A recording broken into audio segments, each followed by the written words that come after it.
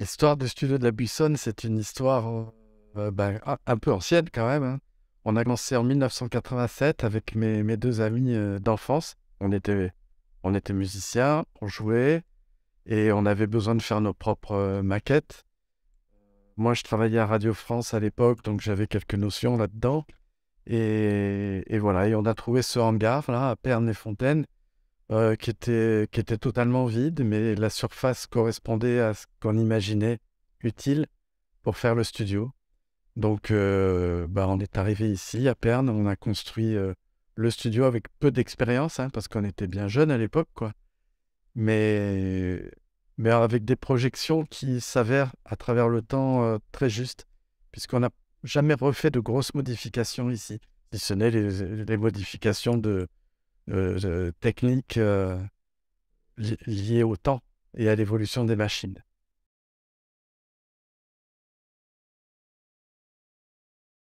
Oui, on a un studio qui peut accueillir beaucoup de musiciens avec un grand plateau, euh, une régie comme vous le voyez, hein, qui fait presque 50 mètres carrés. On est très spécialisé dans la prise de son acoustique. Donc de ce fait, ça veut dire qu'il y a beaucoup de musiciens et qu'on peut les accueillir aussi bien dans le control room pour écouter que là-bas sur notre plateau, quoi.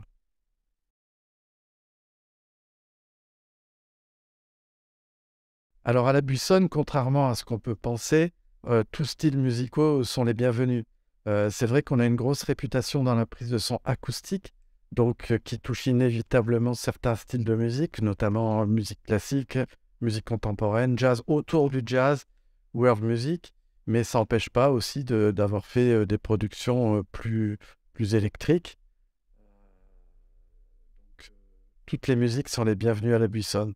À partir du moment où les gens sont en accord avec ce qu'ils font, on ouvre les portes en grand.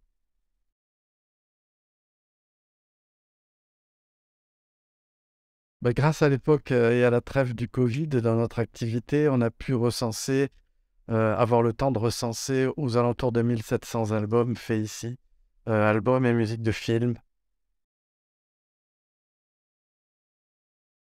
Alors oui, inévitablement, à force de servir des maisons de disques et des labels, avec le temps, on a eu envie aussi de créer notre collection. Donc cette année, ça fait 20 ans justement que La Buissonne a créé son label discographique, le label La Buissonne, qui est distribué par Harmonia Mundi en France et puis dans le monde entier par différents distributeurs. Et c'est un label avec des valeurs très affectives, aussi bien avec les musiciens que les choix musicaux qu'on y met.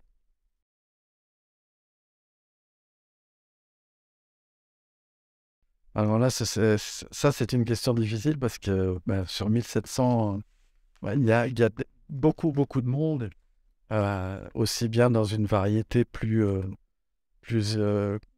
grand public, des gens comme Mireille Mathieu, Jean-Louis Trintignant, avec qui on a fait de très beaux enregistrements aussi.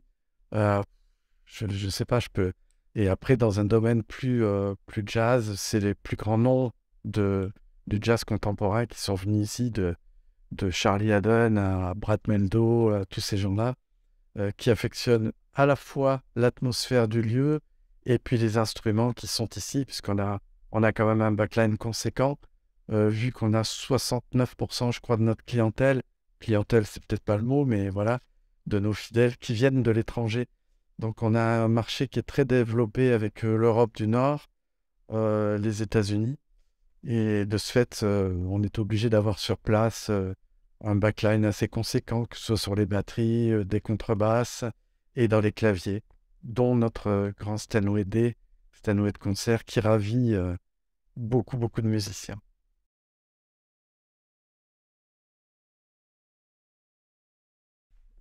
Techniquement, alors moi je ne suis pas quelqu'un qui a fait de hautes études dans le métier du son. Donc moi, tous les outils qui sont là sont des outils, simplement pour moi. C'est ce qui me permet d'atteindre un idéal que j'ai euh, s- sur la vision de la musique.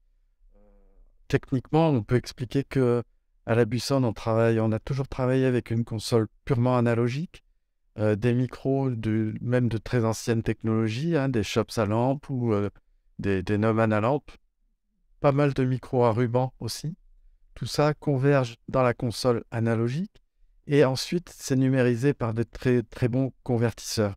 Alors évidemment aujourd'hui, on bénéficie de la facilité du numérique, mais avec toujours un étage analogique derrière très chaud. Et c'est cette combinaison-là qui fait qui fait peut-être, qui participe en tout cas au son La Buissonne.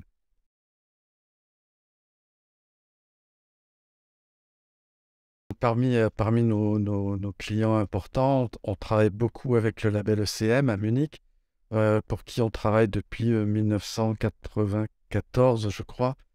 Voilà, et pour lesquels on a fait de très très beaux disques.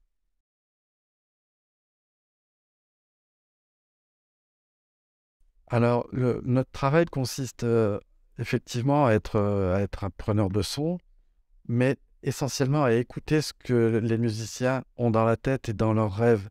Donc on n'est pas là pour prouver quoi que ce soit sur notre capacité à faire le travail. On est là pour essayer de servir au mieux leurs souhaits, leurs désirs.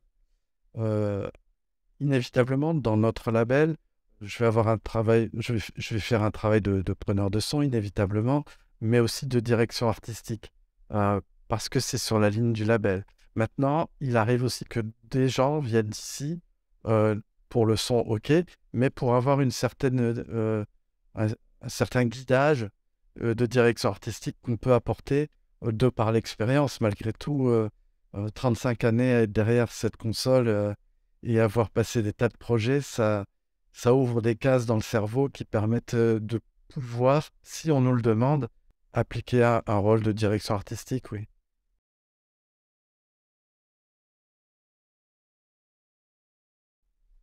Alors, effectivement, moi, j'ai toujours écouté beaucoup de musique et déjà à l'âge de 13 ans ou 14 ans, j'avais des vinyles, justement, des vinyles qui venaient du label ECM.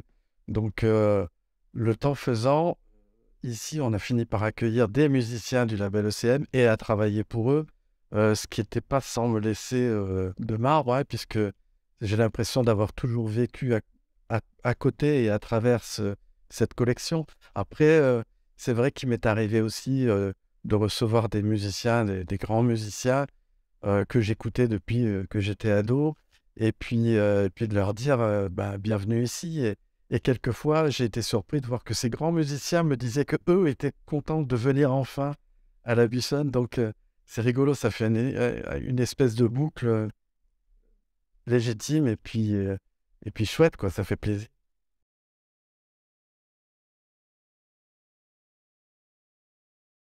Oui, oui, oui, effectivement. Donc, j'ai enregistré pas mal de disques aussi à l'étranger, puisque en travaillant à une époque sérieusement avec Universal Jazz et ces labels-là, quelquefois, bah, j'ai été amené à aller enregistrer bah, aux États-Unis, dans d'autres pays d'Europe, en Hongrie ou autre. Et c'est toujours intéressant d'ailleurs d'aller voir ce qui se passe ailleurs. Quand on revient chez nous, en tout cas quand je reviens à la Bussonne, je suis toujours très content de revenir ici parce que je trouve qu'il y a un fonctionnement, une aisance pour le travail ici qui est incomparable, quoi. J'ai eu la chance d'enregistrer des disques avec des personnages merveilleux, hein, à Berlin, avec Nick Mason, justement, batteur des Pink Floyd, ou aux États-Unis. Et, et chaque studio a sa couleur et sa fonctionnalité. Et c'est vrai qu'à la Buissonne, même si c'est pas moi qui fais toutes les prises, et au contraire, je suis très content qu'il y ait d'autres ingé-sons qui viennent enregistrer ici. On a rarement eu de problèmes ou de regrets sur la conception du lieu, quoi.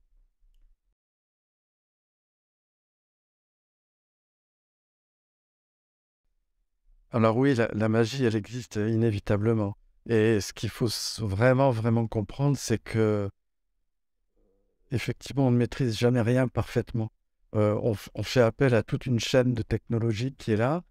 On peut avoir l'expérience, mais on peut toujours aussi avoir des surprises. Et techniquement, en tout cas, des surprises, et musicalement, encore mieux. Donc, c'est le but. On est là confronté au quotidien à des choses imprévues, mais ça fait partie du métier, quoi.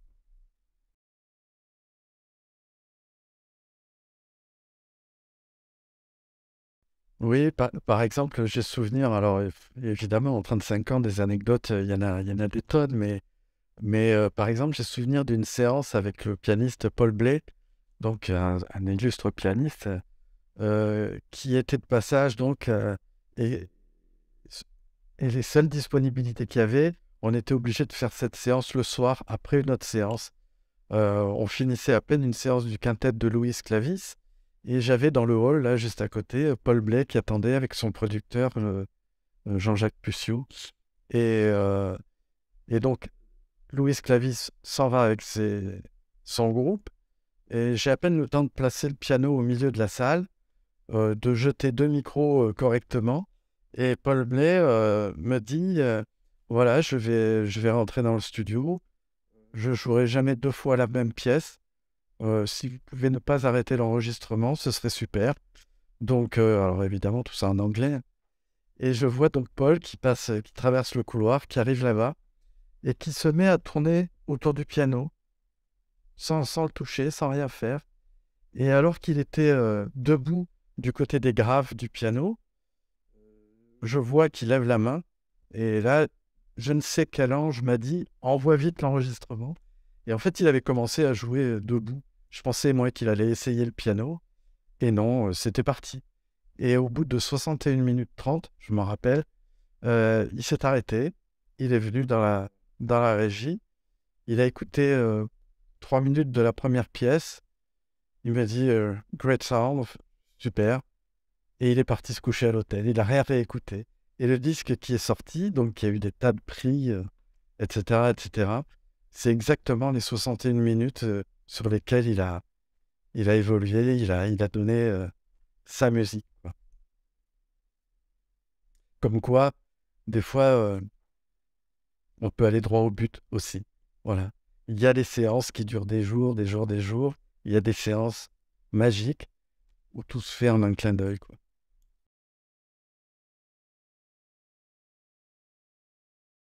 Bah, parmi les changements importants, donc je pense que le numérique a amené aussi une facilité, mais aussi un danger. C'est-à-dire qu'avec les outils qu'on a aujourd'hui, on peut corriger des tas de choses, des tas de choses. Donc ça peut être chouette. Je pense qu'il faut aussi des fois savoir s'arrêter pour respecter la couleur et l'image d'un groupe, parce qu'à force de tout corriger, on peut s'écarter aussi de l'essence de ce groupe-là. L'autre chose que le numérique a amené, c'est quand même le côté, on va dire, économique pour les productions, parce que j'ai connu, moi, les enregistrements à bande, et la durée d'enregistrement sur des bandes était vraiment limitée, ce qui fait que ça avait un coût quand même assez conséquent, tandis que maintenant, ben, sur des disques durs, on enregistre des heures et des heures, mais c'est aussi un atout du numérique.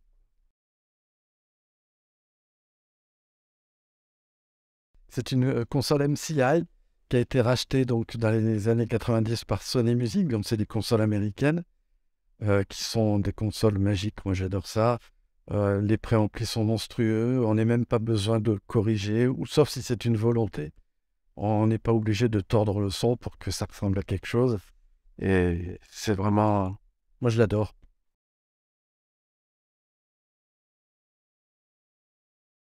Oui, donc la Bussonne, c'est aussi beaucoup un travail d'équipe, que ce soit par les assistants, que ce soit par Sylvie au bureau, qui est une pièce maîtresse, hein, du fonctionnement du studio, puisque, comme je vous disais, qu'on travaille avec beaucoup, beaucoup de musiciens et de productions étrangères, elle a tout un aspect de gestion qui est très, très important, et sans qui on ne pourrait pas travailler sereinement ici euh, le son, si on ne savait pas qu'en amont, elle a géré tous les à côté, quoi. Parce qu'il ne faut pas oublier que les musiciens sont des êtres humains, qu'il faut les nourrir, qu'il faut les loger, qu'il faut être à leur écoute, même avant de parler musique.